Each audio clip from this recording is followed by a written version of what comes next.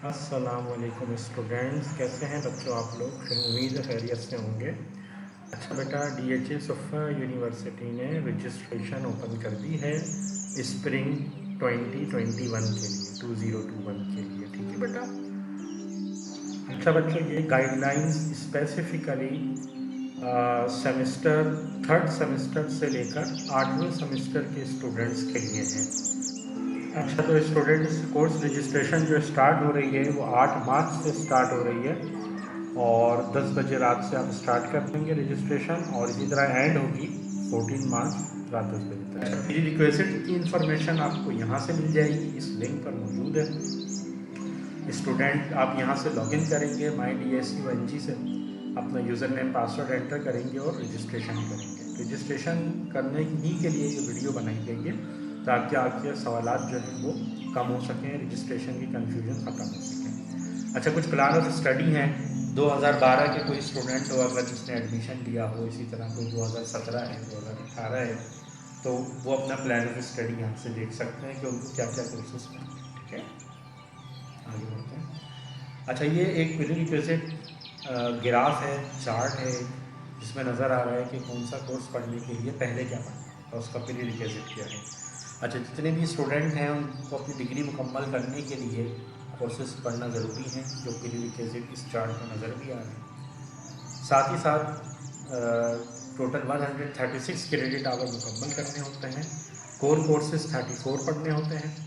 इसी तरह elective courses 4 पढ़ने होते हैं और CS इलेक्टिव HUMG के 4 होते हैं और CS इलेक्टिव जो है वो 6 पढ़ने होते हैं। तो इलेक्टिव कोर्सेज टोटल 10 होते हैं और फिर बाकी जो है आपके 34 कोर कोर्स। अच्छा जी, कुछ जनरल इन्फॉर्मेशन है जो सब स्टूडेंट के लिए है, वो भी ज़रा गौर से सुन लें, समझ लें उसको। तो पहला पॉइंट है कि भाई याद रखें ये बात कि पहले अपने पिछले सेमेस्टर के कोर कोर्सेज पास करने होंगे, फिर नया कोर्स दिया जाएगा।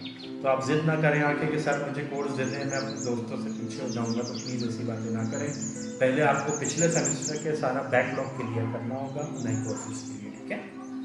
अच्छा, इसी तरह स्टूडेंट कम से कम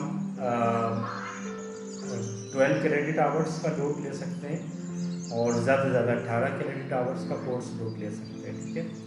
इसी तरह आखिरी सेमेस्टर के जो पासिंग आउट स्टूडेंट हैं उनको हमने ये रियायत दी है कि वो 19 क्रेडिट आवर का भी कोर्स लोड ले सकते हैं ताकि उनकी डिग्री कंप्लीट हो जाए। अच्छा, FYP 1 के लिए पिछली दफ़ा भी बहुत प्रॉब्लम्स हुई थी, बच्चे रिक्वेस्ट कर रहे थे, तो मैं एक दफ़ा फिर बता दूँ बेटा। FYP 1 का कोर्स 96 क्रेडिट आवर और प्री रिक्विजिट मुकम्मल होने की सूरत में दिया जाएगा, उससे पहले नहीं दिया जाएगा। ये बात क्लियर कर लें। मैं आपको FYP के प्री रिक्विजिट आगे दिखा दूंगा कौन कौन से।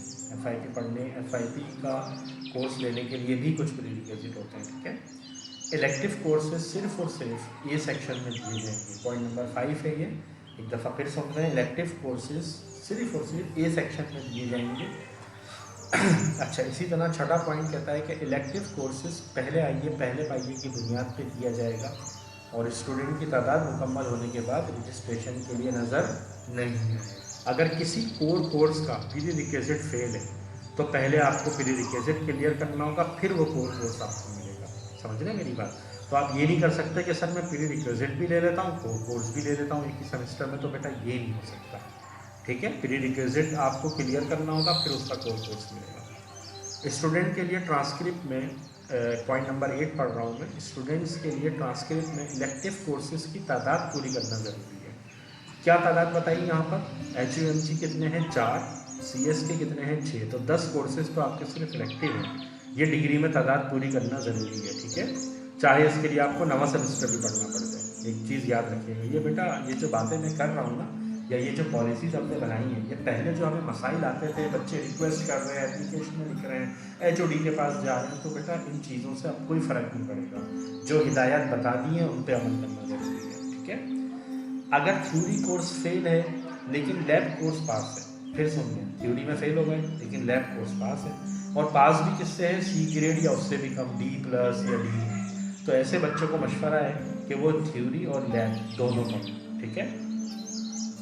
अच्छा, अगर किसी पॉलिसी पर अमल नहीं किया तो कोर्स की रजिस्ट्रेशन कैंसिल कर दी जाएगी। मैं फिर बता दूं बेटा, जो हम जनरल गाइडलाइंस हमने बनाई हैं, इन पे अमल नहीं करेंगे तो आपकी रजिस्ट्रेशन कोर्सेज की कैंसिल कर दी जाएगी और आपको ईमेल के ज़रिए पॉइंट नंबर मतलब वजह भी बता दी जाएगी किस वजह से कैंसिल की। रजिस्ट्रेशन की पॉलिसी पे अमल के दौरान अगर कोई प्रॉब्लम आती है, कोई मसला आता है, कन्फ्यूजन है, तो आप अपने बैच एडवाइज़र को ईमेल करके रहनुमाई हासिल कर सकते हैं। ठीक है बेटा। और जहाँ तक बैच एडवाइज़र का ताल्लुक है, उसकी लिस्ट भी आपको मिल जाएगी। तो बेटा ये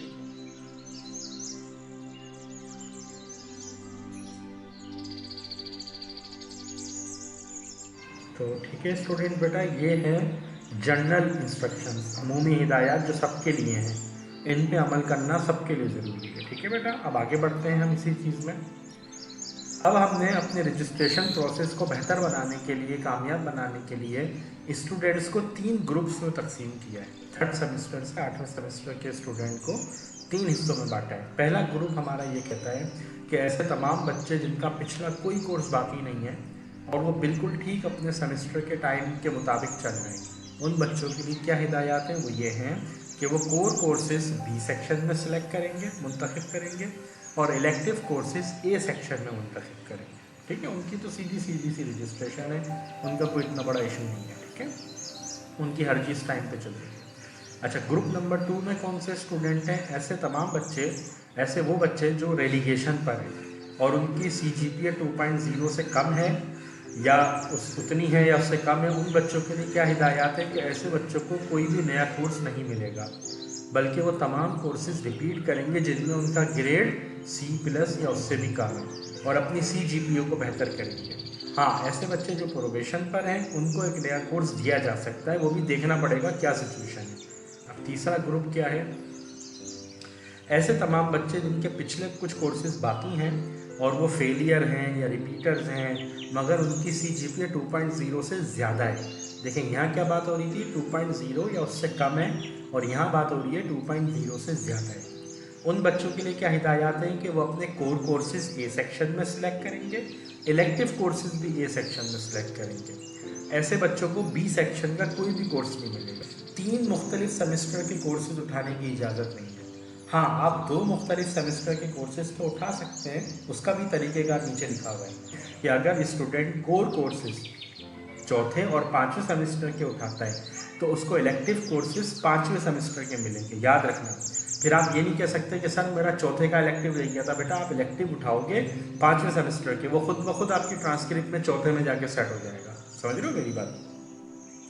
अगर स्टूडेंट कोर कोर्सेज 6ठे और 5वें सेमेस्टर के लेता है तो फिर इलेक्टिव उसको 6ठे सेमेस्टर के मिलेंगे, हाईएस्ट सेमेस्टर के इलेक्टिव मिलेंगे। मैं इसको यूँ समझ लो।